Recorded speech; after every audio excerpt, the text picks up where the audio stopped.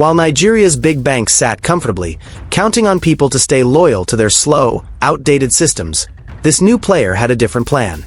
Their goal: not to sell you a banking app, but to solve your daily headaches. And they were willing to lose millions up front to win something far bigger later. Your trust, your habits, and eventually, your money. What you're about to hear is the real story of how opay quietly took over Nigeria. Not with force, not with flashy billboards, but by getting inside people's phones and staying there. But how exactly did they do it? Let's rewind to where it all began. When most people think of fintech startups, they imagine flashy apps promising faster banking, lower fees, or better savings. But opay's founders saw something different. They didn't just want to build a bank, they wanted to build trust first. Opay was born from a surprising source: Opera Software. Yes, the same company behind that old web browser you probably forgot about. But behind that forgotten brand was a sharp group of Chinese investors who saw one thing others missed. Nigeria's booming population was full of people frustrated by everything.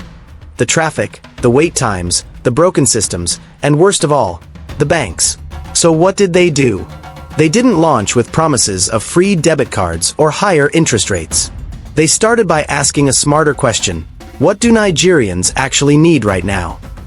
The answer was simple but brilliant: cheaper rides, faster food, and easier transport. Everyday problems. And if opay could solve those, they knew Nigerians would start relying on them, not just for transport, but for everything. This wasn't just business. It was strategy. And it was about to change everything. If you've ever been stuck in Lagos traffic, you know it's not just frustrating, it's a way of life. Hours lost, endless honking, and chaos everywhere. But then something strange started happening on the streets. Bright green motorcycles, zipping past traffic like they owned the road. That was O-Ride, opay's first major move. And they didn't just introduce it, they flooded Lagos with bikes. But here's the genius part: the rides were crazy cheap. Ridiculously low prices. People started asking, how are they even making money?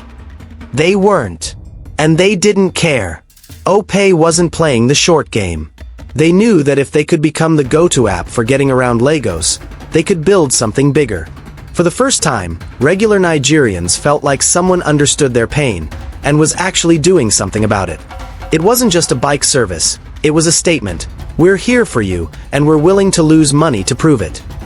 And just when Lagosians thought they'd figured out what opay was all about, the company showed its hand again. Because O-Ride was just the beginning. By now, Nigerians were loving their cheap bike rides. But opay wasn't done. They were just warming up. Next came O-Food, a food delivery service that brought meals to your doorstep for prices so low it barely made sense. Want to get lunch without dealing with Lagos traffic? O-Food had you covered. And again, they weren't making much money. It didn't matter. The plan was bigger than profits. Then they dropped O-Bus, a bus-hailing service for people who wanted affordable group travel across the city. Lagosians were now opening the opay app not just for rides, but for meals, for transport, for daily convenience. But here's where things got interesting. None of these services were the final goal. They were bait, hooks designed to train Nigerians into forming one powerful habit: using the opay app every single day. Opay wasn't building a ride company or a food company. They were building an ecosystem, one app for everything. And once you've made someone's life easier with food, transport, and convenience, convincing them to trust you with their money is the next logical step. That's when the real opay started to emerge. Then, almost as suddenly as they appeared, O-Ride, O-Food, and O-Bus started disappearing. People were confused. Was opay failing? Had the experiment gone wrong? Not even close.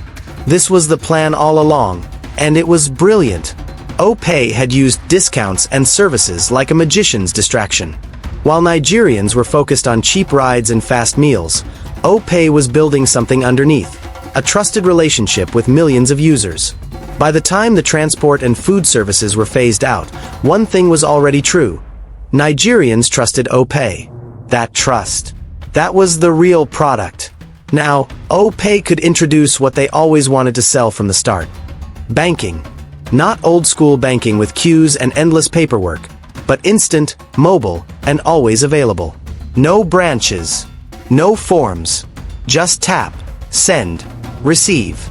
And people followed, not because they loved fintech, but because they already loved opay. It wasn't a collapse. It was the switch from Act 1 to Act 2 of a carefully written script. The bait had been taken, and the hook was set.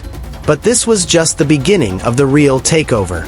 With the distractions out of the way, opay finally revealed its true form, a full-blown digital bank.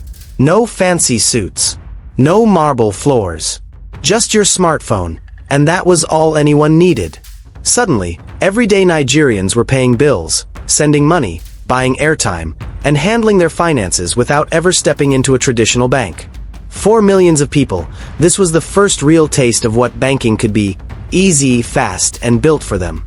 And the numbers told the story. By 2022, opay wasn't just another app on people's phones. It was the app. Over 30 million users. More than 500,000 agents across Nigeria helping people top up and cash out. 100,000 merchants accepting opay payments for goods and services. And those old, traditional banks? They were scrambling to catch up. Opay had made it look almost too easy. They didn't just create a financial service. They created a movement. It wasn't about selling banking. It was about selling freedom from slow, broken systems. But with that success came something inevitable. Competition. And that's when the battle for Nigeria's fintech crown really began. As opay's star kept rising, it didn't take long for rivals to smell the opportunity. Suddenly, the Nigerian fintech scene turned into a battlefield, and the competitors were serious. MoneyPoint stepped up with powerful agency banking services, planting itself deep in Nigeria's streets and markets. PalmPay followed closely, offering flashy deals and quick payment features, determined to take a bite out of opay's growing empire. But here's the thing. Opay wasn't afraid. While others focused on copying features, opay was already playing on another level. Technology. Behind the scenes, they were pouring resources into artificial intelligence and machine learning, using data to predict customer needs before customers even asked. And they didn't stop there. They launched new products, improved their app speed, simplified transactions, and kept doing the one thing Nigerians loved most, making life easier. For every new fintech challenger that rose, opay had already planned their next move. It was chess, not checkers. But just when it seemed like they had conquered Nigeria, they set their sights on something even bigger. Because Nigeria wasn't the final destination. It was just the beginning. Nigeria was opay's proving ground, but their ambitions didn't stop at the borders. Once they dominated Lagos streets and Nigerian wallets, opay turned its attention outward. Kenya, Ghana, Egypt. One by one, countries across Africa started to see the familiar green logo appear in their streets, markets, and on their phone screens. But this wasn't just about expansion for the sake of bragging rights. It was strategy. Africa has over 1.4 billion people, and millions of them still don't have access to reliable banking. Opay wanted to be the app that served the entire continent. By April 2024, Opay had already crossed 50 million users, in a country of just over 200 million. That's 1 in 4 Nigerians using the same app to pay bills, send money, and shop online. And with each new country they entered, they repeated the same formula. Solve daily frustrations, build trust, offer banking, win the market.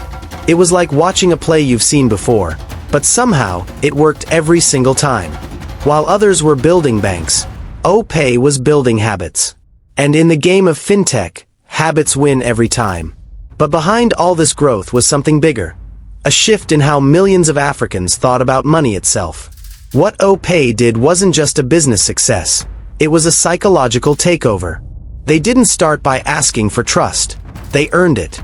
By solving daily frustrations first, they built something no billboard, ad campaign, or banking slogan could ever buy: loyalty. This wasn't just fintech. It was a masterclass in understanding people. While banks fought over savings rates and new fintech startups bragged about flashy features, Opay quietly rewrote the rules of Nigeria's digital economy. And once they proved it could work in Nigeria, they took that blueprint to the rest of Africa, one country at a time. So the next time you hear someone mention opay, remember, it wasn't luck. It wasn't hype. It was one of the boldest strategies the African tech scene has ever seen. They didn't just build a bank. They built a habit. And in the world of money, habits are everything.